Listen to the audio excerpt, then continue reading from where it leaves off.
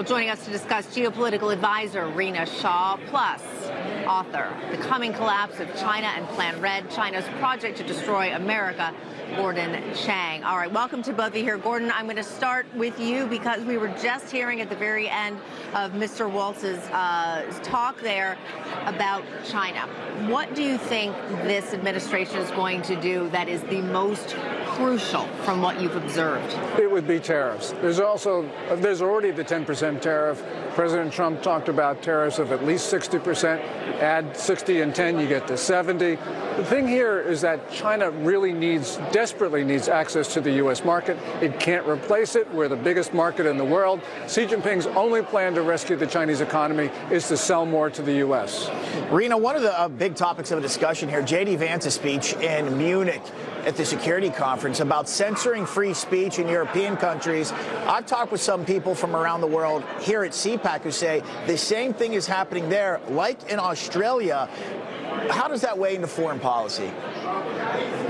Well, in general, there are critics of Vice President Vance who are saying that what he has said in Munich essentially emboldens right-wing movements and sort of takes away from what would be a general sentiment here from Democrats in America, is that we need to be more cautious about speech.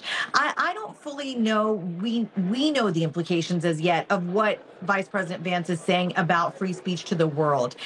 Most of us are very domestically focused and not wondering about where countries like Hungary are going. We know that we want distance between ourselves and Europe, but what Vice President Vance is imploring here is that speech has been policed for too long. And when right-wing movements get emboldened, they do tend to go for that extreme nature, that violent rhetoric that does put minorities and women at risk. So again, this is all very new, but very ground-shaking in the way that I was very surprised that Vice President Vance would go and give such a stern message about how America looks at the world.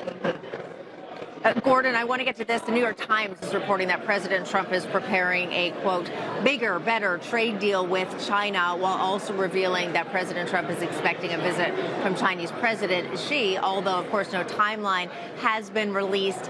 You spoke about the importance of the tariffs, but how do you think that meeting will go? We know the importance of diplomacy.